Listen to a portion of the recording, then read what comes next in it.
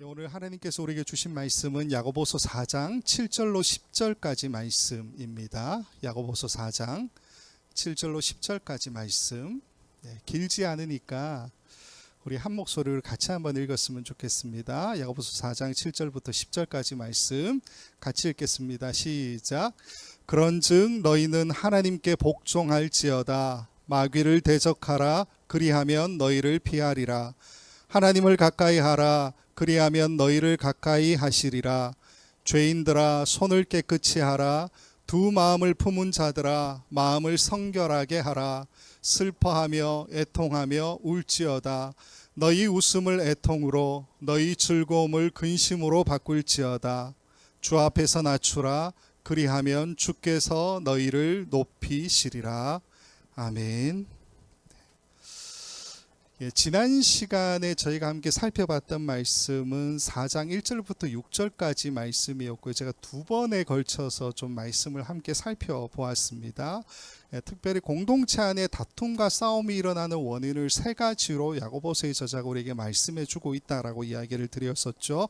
첫 번째가 싸우는 정욕이고요. 두 번째가 욕심을 내어도 얻지 못하기 때문이다. 그렇게 말씀하고 있고, 세 번째는 시기로 살인하여도 능히 취하지 못하기 때문이다. 그렇게 이야기하고 있습니다. 그래서 정욕과 욕심과 시기, 이 세 가지가 결국은 공동체 안의 다툼과 싸움을 일으키는 원인이 된다. 그 이야기를 야고보서의 저자가 우리에게 하고 있다라는 겁니다. 그래서 지난 시간에 이 싸우는 정욕이라고 하는 것을 어떻게 정의를 했었느냐 하면, 한마디로 말씀을 드리면 하나님과 대항하여 싸우기까지 적극적으로 인간이 취하려고 하는 어떤 마음, 욕심, 이런 거다라는 겁니다. 랄프 P 마틴이라는 신학자의 이야기를 많이 저희가 언급했었는데, 이 사람이 뭐라고 이야기했냐면요, 권력과 인기와 권위를 갈망하는 욕망들 때문에 교회 구성원들 안에서 발생하고 있는 계급 간의 갈등이다, 이렇게 표현하고 있습니다. 그러니까 쉽게 말해서 정욕이라고 하는 것이 무슨 우리가 어떤 성적인 욕구나 이런 것을 이야기하는 게 아니고요, 실질적으로 권력이나 권위나 어떤 인기에 대한 욕망이라는 거예요. 그러니까 우리가 더 높은 자리로 가기를 원하는 그 마음, 더 돋보이고 싶어 하는 그러한 마음, 그러니까 내가 더 중요한 사람이 되려고 하는 그 마음을 이야기하고 있는 거죠. 근데 이 마음을 그냥 품고 있는 게 아니고 하나님과 대항하여서 싸우면서까지 적극적으로 내가 취하려고 하고 있다라는 겁니다. 이 마음 때문에, 이 정욕 때문에 공동체 안의 다툼과 싸움이 계속해서 나타난다라는 이야기를 첫 번째 해주고 있고요. 두 번째로 욕심을 내어도 얻지 못하며 라고 하는 이 부분은 아간의 범죄 사건하고 좀 연결해서 말씀을 드렸습니다. 즉 처음부터 내 것이 아닌 하나님께서 모든 것 만지지 마라, 너희가 가지지 마라 라고 이야기했는데 아간이 그 중에서 좋은 것을 취하지요. 즉 내 것이 아님에도 불구하고 탐욕과 욕심을 내었다가 정복전쟁이 지연되고요, 아이성 함락에 실패하게 되고, 그로 인해서 36명의 자신의 같은 동족들이 죽임을 당하게 되는 그러한 이야기. 그러니까 결국은 여기에서 이야기하는 욕심이라는 것이 공동체 전체를 위험에 빠뜨리고 있는 욕심이다라는 이야기를 해주고 있다라는 거죠. 세 번째로 시기로 살인하여도 능히 취하지 못함으로 라고 하는 것은 가인과 아벨의 사건으로 우리가 좀 연결해서 생각을 했었습니다. 즉 히브리서 11장에 이 이야기가 또 나오지만 복음의 관점, 구원의 관점으로 우리가 해석할 때에 아벨의 제사는 희생의 제사, 피로 갚는 제사, 그렇게 말씀을 드렸죠. 그래서 하나님께서 그의 제사는 받으셨지만은 가인의 제사는 땅의 소산으로 드리는 제사죠. 다른 말로 이야기하면 죄의 소산으로 드리는 제사였다라는 거예요. 그러니까 창세기 4장 7절에 보면은 가인에 대해서 어떻게 이야기하시느냐, 선을 행하지 않고 죄가 문에 엎드러져 있고 죄가 너를 원하는 삶을 살고 있다라고 지적하고 있어요. 가인의 삶이 그러했기 때문에 하나님께서 가인의 제사를 받지 않았다라는 거죠. 마찬가지로 이 당시의 상황으로 이야기하면 힘으로 세상을 지배하고 있는 로마의 그 상황 가운데서 유대인 성도들이 살아가고 있잖아요. 근데 그들도 똑같이 힘이라고 하는 것, 즉 살인이라고 하는 것으로 통해서 자신들의 정의를 실현하고자 했었다라는 겁니다. 근데 이 모습이 오히려 하나님의 평화가 교회와 세상 가운데서 다스려지고 있다라는 것을 드러내지 못하게 하는 모습이고요. 가인의 모습처럼 목적을 실현하기 위해서 수단과 방법을 가리지 않는 살인조차도 정당화시키는 그러한 모습, 세상적이고 정욕적이고 악마적인 모습이다. 그렇게 랄프 P 마틴이 이야기하죠. 선을 행하지 않고 죄가 문 앞에 엎드려져 있는 죄가 너를 원하는 그러한 삶의 모습을 보여주었다라는 겁니다. 그러니까 무슨 말이냐 하면요, 하나님의 공동체, 우리가 지난 시간에는 은혜가 이끄는 공동체 이렇게 표현했었습니다. 은혜가 이끄는 공동체는 수단과 방법을 가리지 않는 공동체가 아니다라는 거죠. 야망과 목적에 따라 이끌려서 가는 교회가 아니고요. 어떤 모습입니까? 5절 말씀에서 이야기하는 것처럼 성령님을 시기하시기까지 우리와 함께 하고 싶은 하나님의 그 마음, 질투하시는 그 모습처럼 우리도 대해서 7절부터 10절까지 야고보서의 저자가 우리에게 이야기하고 있는 말씀입니다. 오늘 본문을 보면은 좀 특징이 뭐냐면 명령형으로 되어 있는 이야기들이 굉장히 많이 나와요. 여러 곳이 나오는데 많아요. 그래서 세 가지로 좀 묶어서 보겠습니다. 7절부터 10절까지 다 우리가 살펴보면 여러 가지가 있지만 세 가지로 묶어볼 수 있는 이유가 뭐냐면요, 하나님 혹은 주님이라고 하는 말이 붙어서 나오는 구절들이 있어요. 그게 딱 세 가지인데 이렇게 되어 있습니다. 야고보서 4장 7절부터 10절까지 보면요, 7절에 하나님께 복종할지어다 이렇게 되어 있죠. 8절을 보면 하나님을 가까이 하라, 그리고 10절을 보면 주 앞에서 낮추라 이렇게 되어 있습니다. 그러니까 빨간색으로 제가 표시한 이 부분들이 7절부터 10절까지의 이 말씀들, 하나님의 이 명령들에 대한 이야기를 세 가지로 정리할 수 있는 부분이다라는 겁니다. 하나님께 복종할지어다, 하나님을 가까이 하라, 주 앞에서 낮추라. 그럼 왜 이렇게 세 가지로 나눌 수 있느냐? 그 하나하나를 좀 살펴볼게요. 첫 번째, 하나님께 복종할지어다 라고 되어 있죠. 4장 7절 말씀을 보면 그런즉 너희는 하나님께 복종할지어다, 마귀를 대적하라, 그리하면 너희를 피하리라. 하나님께 복종할지어다 라고 할 때에 복종하다 라고 하는 이 단어가 휘포타소라고 하는 히브리어입니다. 근데 뜻이 뭐냐면 아래에 정돈하다, 하위에 두다, 통제에 따르다 이런 뜻이에요. 그래서 복종하다 라고 하는 것이 맞는 해석이죠. 근데 이 단어가 오늘 본문에서는 수동태의 형태로 쓰여지고 있습니다. 무슨 말이냐면요, 하나님께 복종할지어다 라고 하는 이 이야기가 내가 자발적으로 하나님 아래에 머물고 하나님의 통제 아래에 들어간다라는 이야기가 아니에요.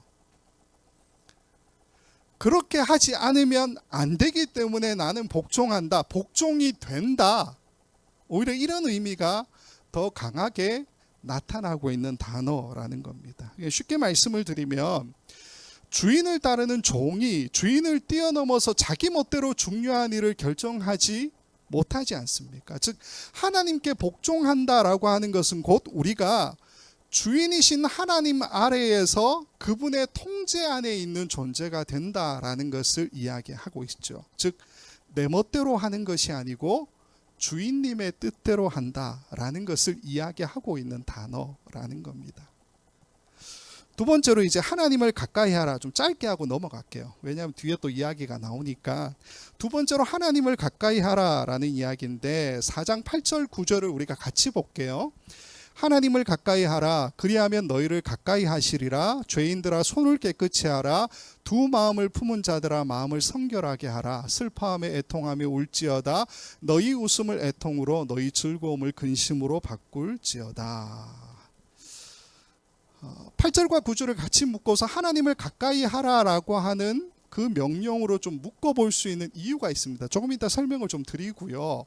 하나님을 가까이 하라라고 이야기할 때 이 가까이 하라라는 말이 앵기조라는 단어인데 말 그대로 가까이 하다, 접근하다, 끌어오다라는 그런 단어입니다. 근데 아까는 수동태라고 말씀을 드렸는데 여기서 하나님을 가까이 하라라고 하는 이 단어는 능동태로 쓰여지고 있습니다. 쉽게 말씀을 드리면 하나님을 가까이 하라라고 하는 것은 능동태, 즉 우리의 행동과 결단을 요구하고 있다라는 것이죠. 내가 하나님께 가까이 가야 한다라는 것을 이야기하고 있습니다. 하나님이 억지로 나를 끌어당기셔서 하나님 가까이 두실 수도 있죠. 그러나 여기에서 이야기하는 하나님을 가까이 하라라고 하는 말은 무슨 의미라는 겁니까? 우리가 스스로 결단해서 하나님 가까이 나아가야 된다라는 것을 말해주고 있습니다. 근데 왜 이게 중요하냐 하면요, 8절과 9절을 묶은 이유가 여기서 나오는데 그 뒤에 보면 8절 말씀을 보면요, 죄인들아 손을 깨끗이 하라, 두 마음을 품은 자들아 마음을 성결하게 하라 이렇게 나오죠. 근데 여기에서 손을 깨끗이 하라, 마음을 성결하게 하라라고 쓰여 있는 이 두 단어들도 모두 능동태로 쓰여져 있고요, 9절에 슬퍼하며 애통하며 울지어다라고 하는 이 단어들도 모두 다 능동태로 쓰여지고 있다라는 겁니다. 그게 무슨 말이냐면, 정리하면 하나님을 가까이 하라, 울 수 있는 그 마음,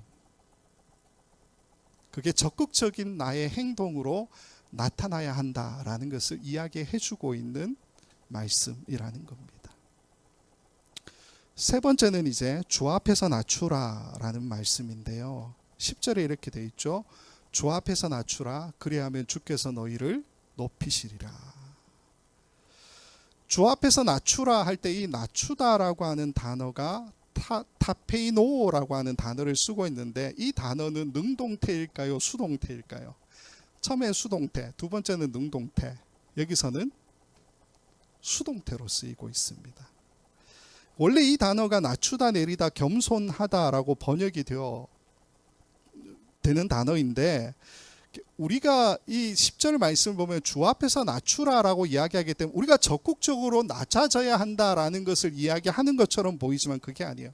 수동태로 어떻게 해석이 되느냐 하면 내리누르다, 굴욕을 주다, 낮추다, 아래로 끌다, 이런 의미라는 겁니다. 즉 주 앞에서 낮추라라고 하는 이 말씀은 우리의 결단으로 되는 게 아니죠. 그게 아니고 사실은 당연히 될 수밖에 없는 거죠. 먼저 비꼬서 이야기하면은 어쩔 수 없이 될 수밖에 없는 거예요. 그게 무슨 말이냐면요, 내가 내 자신을 아무리 높이고 최고의 경지로 나를 끌어올린다 할지라도 우리가 주님보다는 결단코 더 높아질 수 없는 존재들이지요. 하나님이 우리를 낮추시겠다고 결정하시면은 내가 아무리 노력해도 높아질 수 없고요, 낮아지지 않을 방법도 존재하지 않는다라는 겁니다. 이걸 다른 말로 이야기하면 뭡니까? 우리의 자리죠. 피조물의 자리, 인간의 자리. 낮추라라고 하는 이 타페이노라는 단어는 그 인간의 자리가 어디인지를 우리에게 분명히 말해주고 있는 단어라는 겁니다. 근데 10절 말씀을 보면 놀라운 게 있습니다. 뭐냐 하면, 우리가 주 앞에서 낮추는 게 우리의 능동이 아니고 수동이잖아요. 당연히 내가 낮아질 수밖에 없다는 것을 우리가 인정하게 되면 하나님이 뭐라고 이야기하십니까? 이 야고보서의 저자가 주께서 너희를 높이시리라 그렇게 이야기하고 있죠. 그러니까 예수님께서 죽음의 골짜기까지 낮아지셨을 때에 하나님이 예수님을 다시 부활로 하늘 높이 올리셨던 것처럼 우리도 그렇게 하시겠다라는 약속의 말씀을 주고 있는 내용이 아니냐라는 겁니다. 자, 짧게 살펴봤지만요, 은혜가 이끄는 공동체는 세 가지 명령을 지켜야 된다라고 야고보서의 저자가 이야기하죠. 첫 번째가 하나님께 복종할지어다, 두 번째가 하나님을 가까이 하라, 세 번째가 주 앞에서 낮추라라는 거죠. 근데 말씀을 드렸던 것처럼 첫 번째와 세 번째, 즉 하나님께 복종할지어다와 주 앞에서 낮추라라고 하는 이 명령은 수동태로 쓰여져 있다라는 겁니다. 즉 하나님 앞에서 복종하고 주 앞에서 나 자신을 낮추는 것은 아니죠. 낮아질 수밖에 없는 것은 수동태, 즉 내가 능동적으로 갈 수 있는 자리가 아니고요, 당연히 갈 수밖에 없는 우리의 자리, 우리의 위치를 말해주고 있다라는 겁니다. 그렇죠? 우리는 하나님께 복종할 수밖에 없는 존재 아니겠습니까? 하나님의 통제 아래에 있을 수밖에 없고 주님 아래에 있을 수밖에 없는 존재이지요. 하나님보다 높아질 수 없고요. 하나님이 낮추시면 낮아질 수밖에 없는 존재들이라는 겁니다. 이걸 우리가 다른 식으로 좀 표현하면 뭐가 되냐면요. 종이 된다 이렇게 표현할 수가 있습니다. 종이 된다. 누가복음 17장 9절과 10절 말씀 보면 이렇게 되어 있죠. 명한 대로 하였다고 종에게 감사하겠느냐. 이와 같이 너희도 명령받은 것을 다 행한 후에 이르기를 우리는 무익한 종이라 우리가 하여야 할 일을 한 것뿐이라 할지니라. 여기에서 무익한 종이 우리가 하여야 할 일을 한 것뿐이라. 무슨 말입니까? 내가 당연히 해야 될 일을 했을 뿐입니다 라고 고백하는 이 말, 이게 바로 수동태로서 종의 자리로 가는 모습이죠. 그 종을 무익한 종이다. 누가복음 그렇게 부르고 있다라는 겁니다. 근데 반면에 두 번째로 이야기하고 있는 하나님을 가까이 하라, 오히려 수동태로 쓰여 있을 것 같은데 능동태로 쓰여져 있다는 거죠. 우리의 결단과 행동을 촉구하는 말씀이라는 거죠. 하나님께서 우리에게 주신 사명 이렇게 표현하지 않습니까? 오늘 본문대로 이야기하면요, 날마다 하나님을 가까이 하고 우리의 손을 깨끗이 하고 두 마음을 품지 않고 마음을 성결하게 하고 주신 말씀대로 다른 사람들의 아픔을 함께 슬퍼하고 애통하며 우는 자리로 가는 것은 우리가 결단해야만 하는 일이다라는 겁니다. 이것을 지켜야 된다라는 것을 지금 야고보서의 저자가 우리에게 이야기하고 있죠. 근데 사실 오늘 본문 전체의 말씀을 보면요, 여기서 언급하고 있는 은혜가 이끄는 공동체가 지켜야 되는 이 명령들은 사실 크게 두 가지로 나누어질 수 있습니다. 그러니까 수동태, 능동태 이렇게 제가 복잡하게 말씀을 드리는데 이렇게 나누지 말고 그냥 내용으로 우리가 보게 되면 어떻게 나눌 수 있느냐 하면요, 하나님께 복종하고 주 앞에서 나를 낮추고 하나님을 가까이 하고 손을 깨끗이 하고 마음을 성결하게 하는 것은 예수님께서 우리에게 주신 두 가지 계명 중에 하나님 사랑에 해당될 수 있는 말씀들이지요. 그리고 다른 사람들의 아픔을 함께 슬퍼하고 애통하고 함께 우는 것은 이웃사랑, 그렇게 우리가 표현할 수 있는 말씀이라는 겁니다. 간단하게 말씀을 드리면 은혜로 이끄는 공동체, 은혜가 이끄는 공동체는요, 예수님의 명령을 따라가는 공동체라는 거예요. 오늘 설교의 제목을 명령을 따라가는 공동체 이렇게 말씀을 드렸는데 그걸 이야기해 주고 있다는 겁니다. 하나님 사랑, 이웃 사랑이라고 하는 그 명령, 이것을 실천하는 공동체가 바로 은혜가 이끄는 공동체다라는 겁니다. 사실 이 배경을 우리가 좀 살펴보면 여러 번 말씀을 드렸었지만 유대인 성도들은 두 가지의 압력을 받고 있습니다. 그러니까 이중고에 시달리고 있다 이렇게 표현할 수 있는데 로마에 의한 민족 전체의 압제에 놓여 있죠. 그리고 또 하나는 신앙적으로 유대인의 핍박을 받고 있는 상황 아니겠습니까? 그러니까 야고보서를 받아보고 있는 이 유대인 성도들은 분명하게 이 두 가지 문제를 해결하고 싶은 강한 열망이 분명히 있었을 거다라는 겁니다. 일부 신학자들이 이 유대인 성도들의 공동체가 누구를 이야기하느냐 이런 걸 참 많이 고민해요. 그 중에 좀 유력한 이제 그 이론 중에 하나가 뭐냐면 이 유대인 공동체가 수리아 안디옥 교회다 이렇게 이야기하고 있는 부분이 있습니다.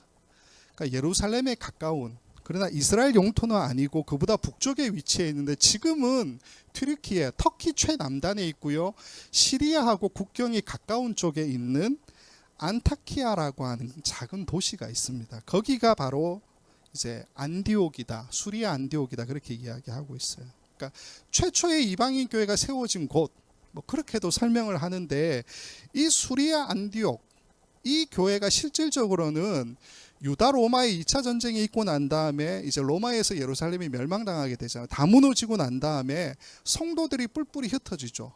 지중해 곳곳으로 흩어지게 되는데 그때 가장 가까웠던 이 수리아 안디옥 교회로 많은 사람들이 갔고요. 그리고 예루살렘 교회 다음으로 이방인에게 복음을 전하는 이방인 전도에 있어서 가장 전초기지와 같은 역할을 감당했던 교회가 바로 이 수리아 안디옥 교회였다라는 겁니다. 이게 무슨 말씀이냐면요, 수리아 안디옥 교회는 그만큼 중요했는데 중요한 만큼 어떤 압력을 받고 있었다고요? 로마의 압제, 또 하나는 같은 유대인이지만 유대교인들에 의한 핍박, 탄압, 이 두 가지를 가지고 있었다라는 거예요. 이걸 해결하고 싶은 마음이 그들 가운데 있었을 거다라고 추측해 볼 때에 어떻다라는 겁니다. 아까도 말씀을 드렸지만 좋은 방법이 아니었다는 거예요. 랄프 P 마틴이 이야기하는 것처럼 살인과 같은 폭력에도 불구하고 이들은 로마 제국으로부터 자유를 얻어내지 못하지요. 오히려 이것 자체가 그들에게 굴레가 되어서 하나님의 평화가 교회와 세상 가운데서 반영이 되어야 하는데 그것을 막아서는 교회로 존재할 수밖에 없었다라는 겁니다. 그래서 오늘 말씀에서 야고보서의 저자가 은혜로 이끄는 공동체는 어떤 방법으로 가야 되느냐, 그걸 이야기해 주고 있어요. 정욕과 욕심과 시기의 방법이 아니라 어떤 방법요? 본문에서 이야기한 그대로죠. 하나님께 복종하는 방법, 나 자신을 낮추는 방법이죠. 하나님을 가까이 하고 손을 깨끗이 하고 마음을 성결하게 하고 주신 말씀 그대로 사람들의 아픔을 함께 슬퍼하고 애통하고 우는 자리로 가는 그 방법. 아까 말씀을 드렸던 것처럼 크게 두 개로 보면은 하나님 사랑, 이웃 사랑의 방법을 선택하는 공동체, 예수님의 명령을 따라가는 공동체가 바로 그 방법이다라는 것을 야고보서의 저자가 우리에게 말해주고 있다라는 겁니다. 2000년 전에 있는 이 교회가, 유대인 성도들의 이 공동체가 다른 선택을 했었다라는 것을 말씀을 드렸죠. 우리 공동체는 과연 어떨까요? 지금 이 땅의 교회들은 과연 어떤 모습일까요? 사실 쉬운 길은 많은 교회들이 선택해서 가고 있는 그 방법이 있죠. 정욕과 욕심과 시기를 따라가는 게 우리에게 사실 쉽습니다. 권력과 권위를 갈망하고 내 것이 아닌 것을 욕심을 내고 수단과 방법을 가리지 않고 오직 목적만을 위해서 달려가는 교회, 공동체, 그게 우리에겐 사실 더 익숙한 방법이 아니냐라는 겁니다. 근데 예수님은 우리에게 말씀해 주셨죠. 십자가의 길, 좁은 길, 그게 더 어렵고 귀찮고 익숙하지 않은 길이다. 늘 그렇게 이야기하시잖아요. 손해보라. 오른손이 하는 일을 왼손이 모르게 해라. 선으로 악을 갚으라. 오른뺨을 맞으면 왼뺨도 돌려서 대라. 오리를 가자고 이야기하면 십리를 가지고 속옷을 달라고 하면 겉옷을 주라. 이게 예수님의 방법이죠. 사실 우리가 하나님을 믿는다고 이야기하지만 이런 방식으로 하나님의 통치 아래에 우리가 존재한다, 하나님께 복종한다라고 하는 것은 상당히 우리에게 불편합니다. 마찬가지로 우리가 불편하지만 그 모든 일들을 다 행했다고 해도 그것이 나의 자랑이 되지 않고 언제나 내가 무익한 종이다라고 하는 것을 고백하며 살아갈 수밖에 없다는 것 또한 우리에게 불편하죠. 게다가 늘 하나님께 붙어 살고 손을 깨끗이 하고 마음을 성결하게 하고 다른 사람의 아픔을 함께 슬퍼하고 애통하고 우는 자리로 갈 수 있다라고 하는 것은 우리가 거의 불가능한 일이 아니냐라는 겁니다. 2000년 전에 이 교회가 그렇게 가지 못했던 것처럼 우리 역시 가지 못한다고 보기보다는 안 가고 있다라는 거죠. 근데 야고보서 저자는 우리에게 그 방법으로 가야 한다라는 것을 말해주고 있다라는 겁니다. 한 가지만 더 살펴보면요, 오늘 4장 7절부터 10절까지 이 말씀을 보면 좀 독특한 표현이 3번 반복해서 나옵니다. 아까는 하나님, 주님이라고 하는 것과 좀 연결해서 7절부터 10절까지의 말씀이 3가지의 명령으로 요약된다라고 얘기 들었는데, 그렇게 똑같이 3가지의 명령으로 요약될 수 있는 이유가 또 있습니다. 그게 뭐냐면 그리하면 무엇 하리라 라고 하는 표현이 3번 반복되어지고 있다는 거예요. 7절에 보면 그리하면 너희를 피하리라, 8절에 그리하면 너희를 가까이 하시리라, 10절에 그리하면 주께서 너희를 높이시리라, 이렇게 이야기하고 있죠. 이 그리하면이라고 하는 이 단어가 카이라고 하는 접속사인데, 주로 카이는 그리고 이렇게 번역이 돼요. and 이렇게 번역이 되는데, 여기에서는 종속 접속사 카이, 그러므로 그 앞에 있는 하나님을 가까이 하라, 하나님께 복종하라, 하나님을 가까이 하라, 주 앞에서 낮추라 라고 하는 이 말씀보다 그 뒤에 있는 것, 그게 뭡니까? 마귀가, 이게 인간의 본성이죠. 우리가 종교를 믿는 이유가 뭡니까? 그러니까 신을 믿는 이유, 그러니까 나보다 더 능력 있는 어떤 신, 우리가 그 신에게 지성을 드리든 돌을 닦든 뭐 깨달음을 얻든 재물을 바치든지 간에 내가 어떻게든 무언가를 함으로 통해서 그러므로 얻고자 하는 것이 분명히 있죠. 마귀가 우리를 피해가고 하나님이 우리 가까이 계시고 주께서 우리를 높이시는 것, 다른 말로 이야기하면 복이죠. 복. 세상의 모든 종교가 뒤의 것에 관심을 가지고 있어요. 그러나 성경은 종속 접속사 그러므로 앞에 있는 것을 이야기하고 있다는 겁니다. 앞에 것이 전제가 되지 않으면 뒤의 것은 안 따라온다고 이야기하고 있다라는 거예요.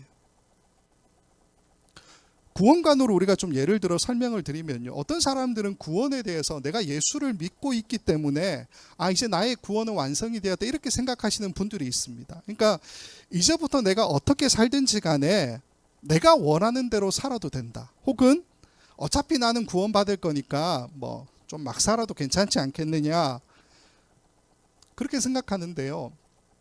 뭐 이단 뭐 사이비 이런 쪽으로 이야기하면 이게 실질적으로는 구원파의 구원론이죠. 근데 이 개념을 가지고 계신 분들이 교회 안에 상당히 많이 있다라는 겁니다. 우리는 우리보다 더 높은 도덕적인 기준을 가지고 있었고 하나님 말씀에 있어서는 더 철저하게 지켜왔던 유대인들, 그들은 율법을 지키는 것에 목숨을 건 사람들 아닙니까? 근데 그들에 대해서는 어떻게 이야기합니까? 유대인 전부가 구원받았다? 아니요, 그렇게 생각하지 않고 있죠. 그들이 율법을 철저하게 다 지켰다 할지라도 하나님의 구원에 그들이 가까웠느냐? 아니, 우리는 그렇게 생각하지 않습니까? 이 말씀 가운데 앞에서 이야기하고 있는 하나님께 복종하고 하나님을 가까이 하고 주 앞에서 낮추는 이 모습이 우리에게서 나오지 않는다라고 이야기하면 사실은 뒤에 것이 나올 수 없죠. 구원이나 마귀가 우리에게서 피해가고 하나님이 나와 함께 계시고 주님이 언제나 나를 높이신다라고 하는 이 결과가 따라올 수 없는 구조라는 겁니다. 이게 야고보서가 우리에게 이야기해 주는 거죠. 앞에서 계속 말씀을 드렸지만 내가 머리로 예수님을 믿는다 고백하면서도 내 마음으로, 내 삶으로, 나의 행동과 실천으로 내가 예수 믿는다라고 하는 것을 드러내지 못하는 것에 대해서 야고보서의 저자는 우리에게 뭐라고 이야기합니까? 2장 17절 말씀 보면 이렇게 이야기하죠. 이와 같이 행함이 없는 믿음은 그 자체가 죽은 것이라. 오늘 본문 안에서 그러므로라고 하는 종속 접속사를 3번이나 쓰면서 반복해서 우리에게 말해주고 있는 것이 바로 이겁니다. 너의 삶이 전제가 되지 않으면, 네가 말씀을 실천하는 것이 선행이 되지 않으면 뒤에 따라오는 결과물은 없다. 행함이라고 하는 것이 우리의 믿음에 얼마나 중요한지를 그렇게 표현해 주고 있다라는 겁니다. 말씀을 맺겠습니다. 우리의 공동체, 여러분 개개인은 정욕과 욕심과 시기의 방법이 아니라 은혜의 방법, 하나님 사랑, 이웃 사랑의 이 방법을 선택하는 삶을 살아가고 계십니까? 사실 우리가 날마다 하나님께 복종하고 주 앞에서 나를 낮춘다라고 하는 것을 인정하며 살아가는 것이 결코 쉽지가 않습니다. 하나님께 가까이 하라 능동태로 말씀을 드렸죠. 손을 깨끗이 하고 두 마음을 품는 자들과 같지 않게 마음을 성결하게 하고 주신 말씀대로 다른 사람들의 아픔을 함께 슬퍼하고 애통하며 우는 자리로 갈 수 있어야 한다라는 것 결코 쉽지가 않습니다.